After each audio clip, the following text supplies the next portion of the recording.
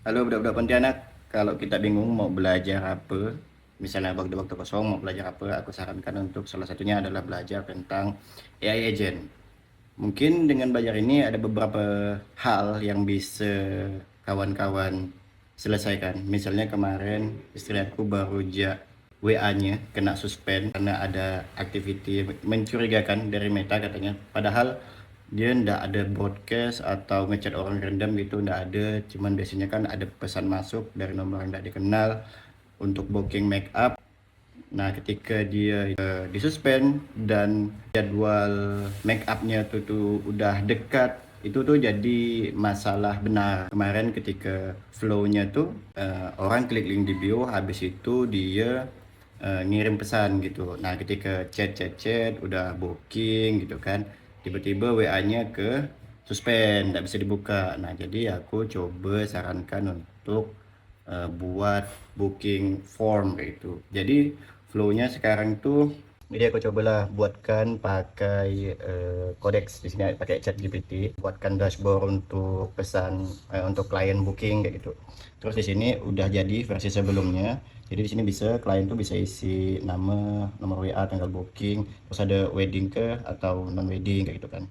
Nah, terus kalau wedding tuh dia ada regular makeup sama special occasion. Nah, cuman yang jadi kendala sekarang tuh, bukan kendala sih, lebih ke opsional. Untuk jasa non wedding ini, kenapa harus di sini gitu? Kenapa enggak ketika dia klik, dia tuh bisa pilih regular makeup di sini atau yang special occasion ini tuh kartunya tuh harusnya bisa diklik. Gitu juga untuk wedding gitu. Udah tahu ada akad, ada resepsi, ada macam-macam kan. Kenapa kenapa harus di bawah sini? Ini kan jadi redundant gitu. Kenapa enggak di samping bagian akad resepsi retos ini bisa dipilih gitu. Ini lagi dirubah, terus lokasi make upnya juga bisa dipilih antara home service atau ke studio gitu. Kalau dia pilih studio itu bisa langsung buka di Google Maps untuk lokasinya. Kalau untuk di home service dia bisa tulis alamatnya di sini. Nah, tadi aku baru jalankan update terbaru, harusnya ini berubah sih. Nah, baru aja aku refresh yang ini, jadi sekarang udah bisa diklik ya. Misalnya kita klik, dia kayak ada tandanya kalau dia tuh kepilih gitu. Ini juga bisa diklik. Jadi di bawah sini tuh udah ndak ada opsi untuk milihnya. Gitu pun wedding harusnya ya bisa dipilih nih mana nih sesuai kebutuhan. Nah, retouch gitu kan. Misalnya studio. Di sini juga ada terms ketentuan dan klien tuh yang mau booking harus setuju dulu. Nah, ketika klik ke WhatsApp, oh harus klik nama dulu ya. Oke, udah misalnya udah masuk ke sini nih. Masuk ke sini, dia klik lanjut ke WA. Nah, habis itu dia bakal buka WA dan udah ada template sesuai dengan yang tadi tuh. Kayak misalnya tuh halo, mau booking nama, retouch, tanggal berapa gitu. Kalau diklik tuh langsung ngirim ke WA-nya istri saya ya. Kalau dibalikkan lagi ke halaman sebelumnya, dia bakal ada konfirmasi gini, booking terkirim, terima kasih, bla bla bla bla kayak gitu kan. Tapi di bagian dashboard istri saya itu harusnya udah ada request baru. Nah, request baru ini, nah gini tampilan di dashboard MUI istri saya ya. Nanti dia ada request tadi nih, Gibun, tanggalnya, alamatnya di mana gitu. Nah, makeupnya ada di sini namanya retouch. Lalu di sini kalau misalnya dia mau WA dulu, mau konfirmasi, entah misalnya ada biaya tambahan atau lain sebagainya, bisa diklik sini. Dia bakal maksud ke WA juga, halo, terima kasih sudah booking, bla bla bla bla kayak gitu. Itu bisa disesuaikan. Terus kalau misalnya di accept, dia bisa langsung si istri saya itu masukkan ke jadwal appointmentnya, depositnya berapa, harganya berapa, statusnya apa gitu. Habis itu tinggal di accept booking. Nah, ada bagian booking nanti, ini udah ada nih, oh Gibran nih, tanggal bookingnya, lokasinya, biayanya, segala macam. Terus kalau misalnya mau buat invoice pun, ini jadi gampang tuh, buat invoice-nya, tinggal pilih nih, booking mana yang mau dipilih. Misalnya ini, dia mau make up, biaya tambahan misalnya transport, nih, transport misalnya 12 juta misalkan, 12 juta. Terus make upnya berapa kayak gitu kan.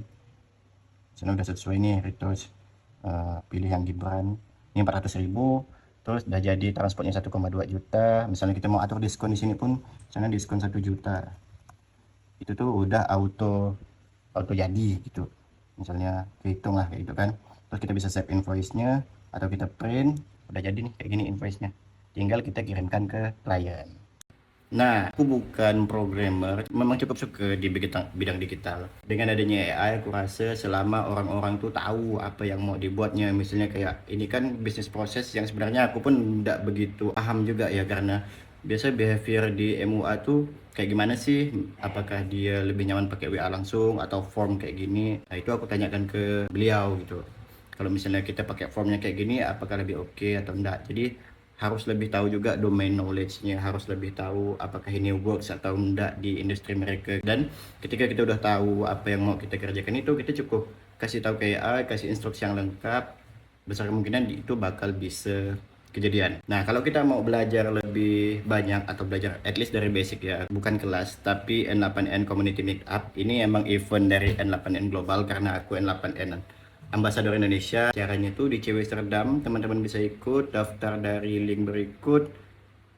Kuotanya terbatas, jadi silakan daftar. Nanti kawan-kawan bisa ketemu para pegiat AI lain. Eventnya gratis, jadi kawan-kawan bisa silakan daftar. Acaranya tanggal 26 Agustus di CW Serdam. Sampai jumpa di event tersebut. Bye.